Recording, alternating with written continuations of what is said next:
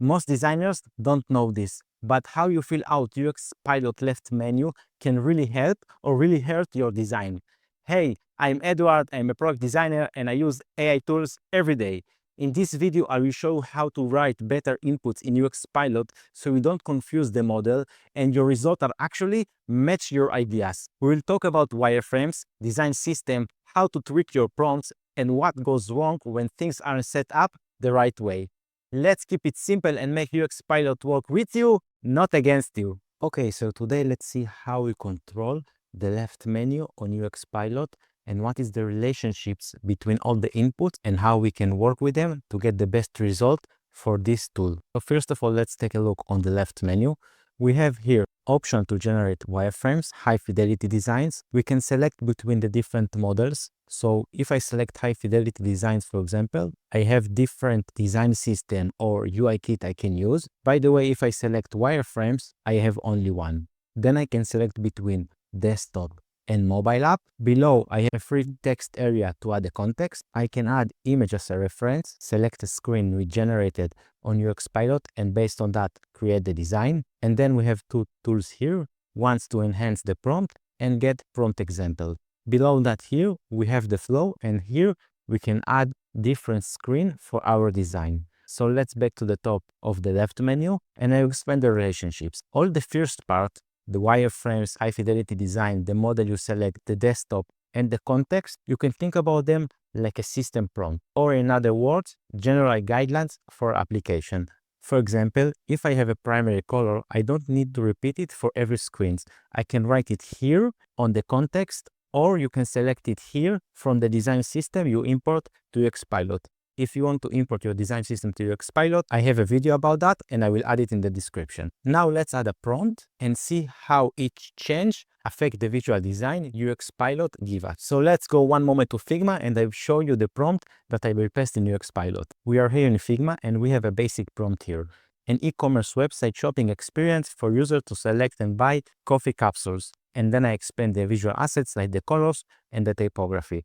So I will copy it and paste it in UX Pilot and let's see the result. I am here in UX Pilot, open the context, paste it here, okay, click on update context. Then I select high fidelity designs. Here I will select the standard model. Let's select the desktop. We have the prompt and now here below I need to add the screens. So I click here and here I will describe the homepage screen. I back one moment to Figma and here we have the scope for the homepage. We have the goal, the layout, the value proposition strip, feature capsules, and more. So I described with words all the homepage. I will copy that one. And now let's go to UX Pilot to paste it there. Okay, in UX Pilot, I paste it here. And now let's generate the first screen. I click on generate. And now we need to wait 1 minute. So UX Pilot will finish the work. It's finished the work. And as you can see here, this is the page it generated for us for the e-commerce that sells coffee capsules. You can see it here. Let's zoom in. Okay, now I will start to tweak a little bit the prompt and you will see how it changed the result.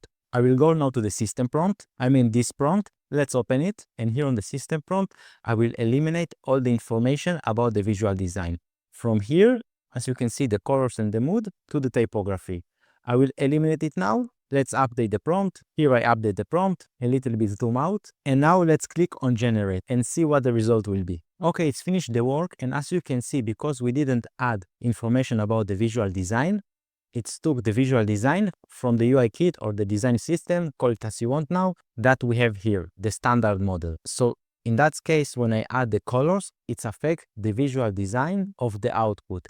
But I want to show you another thing now, another design system, and you will see how it's affect the visual design of the output. To do it, I added to UX Pilot one design system I found in the Figma community. It's that design system by Lea Madness. It's called Fractal Design System, and you can see that a little bit like Neo-Brutalism. So I back now to UX Pilot. I select now this design system. You can see it here. Let's click on generate and you will see how it's take the visual design of the design system and add it to the homepage of the capsules. Okay, it's finished the work and as you can see here, it's designed the homepage with the visual design of the design system. You can see it here, for example. That's one that is very close to the design of the Fractal Design System. You can see it here. I believe you can see here that the visual design of the design system apply here to the homepage we created in UX Pilot. Now, let's do some interesting thing and show you what is more important for the AI tool when you add information. So I make a little bit zoom out. Okay, and now we are here. So what I will do now, I will select wireframes, okay? And here on the system prompt, I will add the colors, okay? You can see here, I add the colors and the typography. And now I will apply the changes. Let's go down here, click on update context. So what will happen now? If you see the left menu, there is a hierarchy here. The wireframes, then the model, then the type of the screen like desktop or mobile, and then the context. Now the left menu more or less in that way. The most important is that two boxes, wireframe on high fidelity. Then the model UIK design system, call it how you want, that you select. Then we need to select if it's desktop or mobile app and the context. So the most important for UX Pilot is to know if the screen you want to create it's wireframe or desktop. Now, if I will select now wireframe and add colors here, as you can see, and let's make a test now. So again, confirm here the context. I click on generate and let's wait one moment so the screen will generate it. Okay, it's finished the work, and as you can see, although we added colors to the system prompt, it didn't add them to the wireframes because the wireframe selector is what's important than the information we add in the text area. Let's see another example. I will select now high fidelity designs, okay, with the standard model. Click here on mobile app, and then here on the prompt, on the top of the prompt, I will write desktop. Let's generate, and you will see that although I write desktop website, because here it's selected mobile app, it will create a mobile app.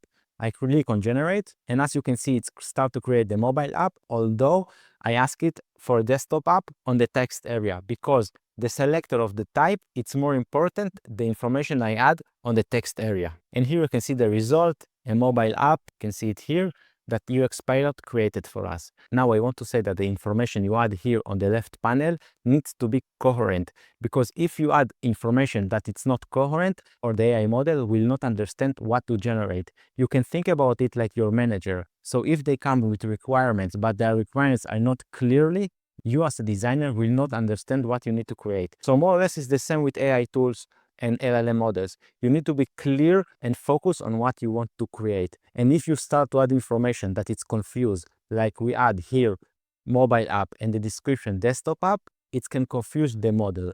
So when you write a prompt, be very focused on what you want to create, and always make sure that all the information is coherent and go in one way.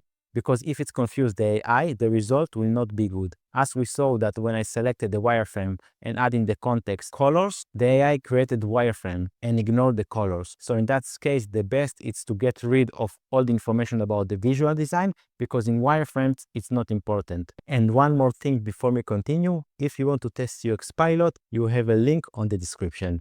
Now let's continue. Now we can make another test, and I will select an image, and based on this image, generate the website. So I go here to Figma. In Figma, I created this page. Okay, you can see it here, experience the finest coffee capsules.